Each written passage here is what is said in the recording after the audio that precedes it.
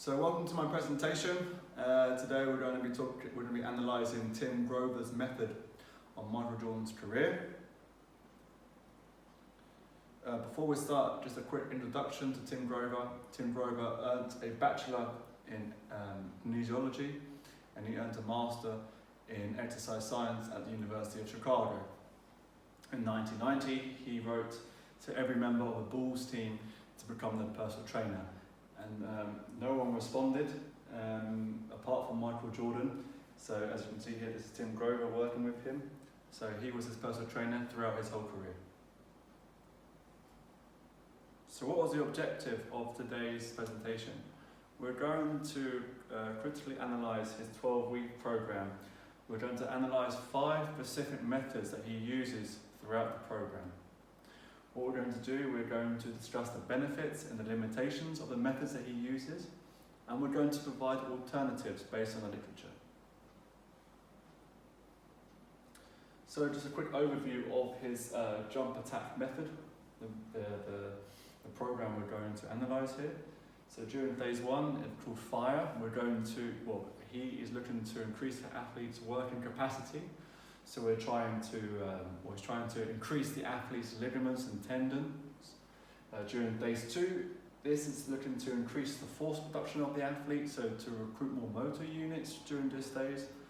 And finally, during phase 3, he wants to improve the athlete's explosive power.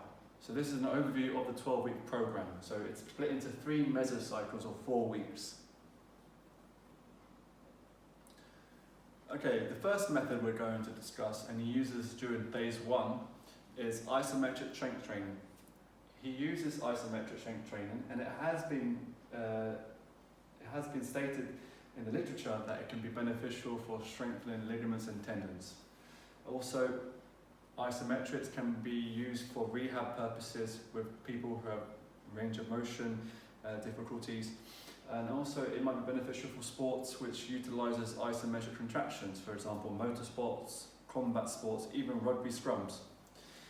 However, the literature shows that 70% and above of your maximal voluntary contraction is beneficial to create a sufficient stimuli.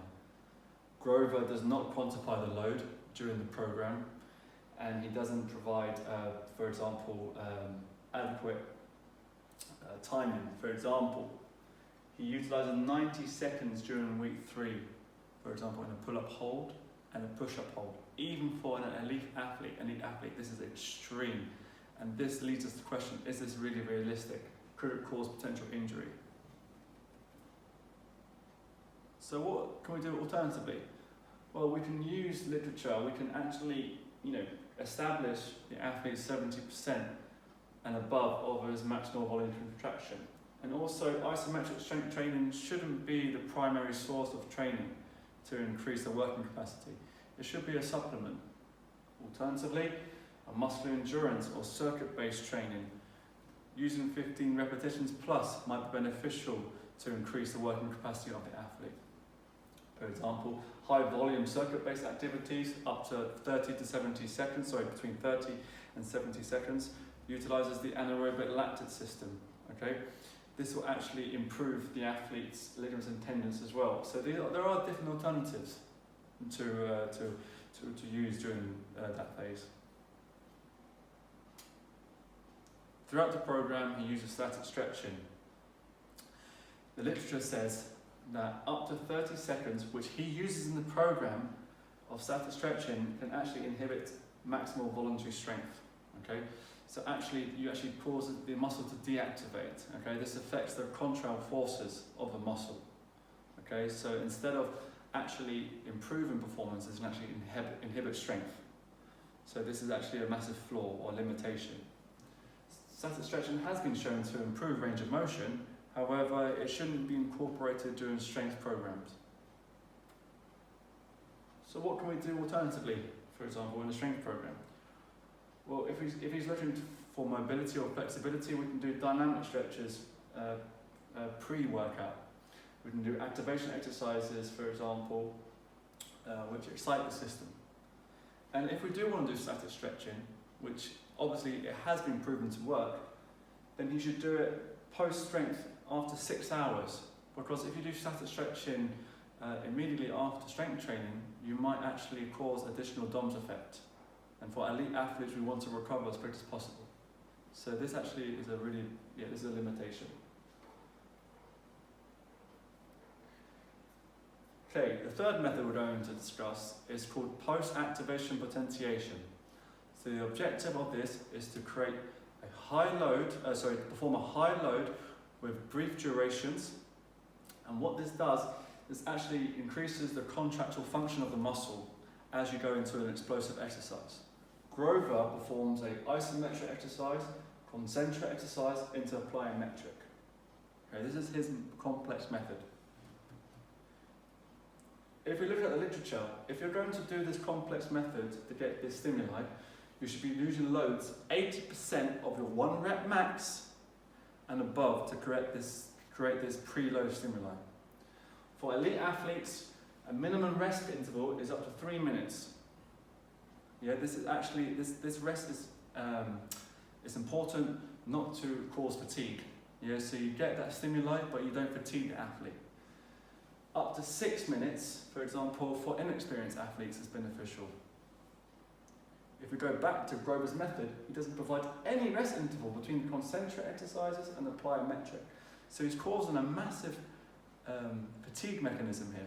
So he's actually not improving the athlete's ability to recruit more motor units. He's actually causing the athlete to be very fatigued, and this will inhibit his chances of recruiting.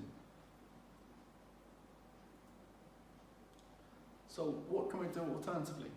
So like I said just a minute ago, if we're going to do this post-activation potentiation effect, and we want to maximize the training effect, we want to make sure we establish the athlete's 80% of 1 rep max, or even work with loads above that.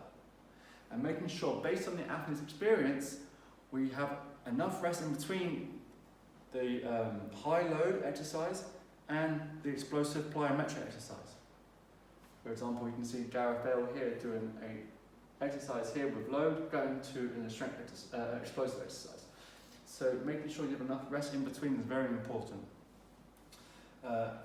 Furthermore, with novice athletes who have very little experience in the weight room, up to 12 minutes is necessary, for example, to improve, maximize his training effect.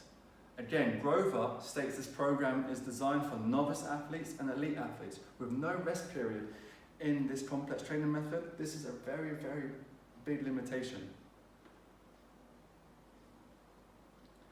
Okay, method 4. In this program, Grover says that he's going to make you explosive in different directions.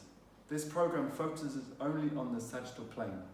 He doesn't use any exercises in the frontal plane or in the transverse planes. So this leads us to the question, does this program lack dynamic correspondence to many sports, for example basketball, which is multi-directional in nature?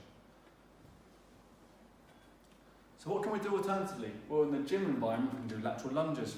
Lateral lunges, for example, has been shown to improve change of direction performance in the dominant and non-dominant leg, important for sports such as football and basketball.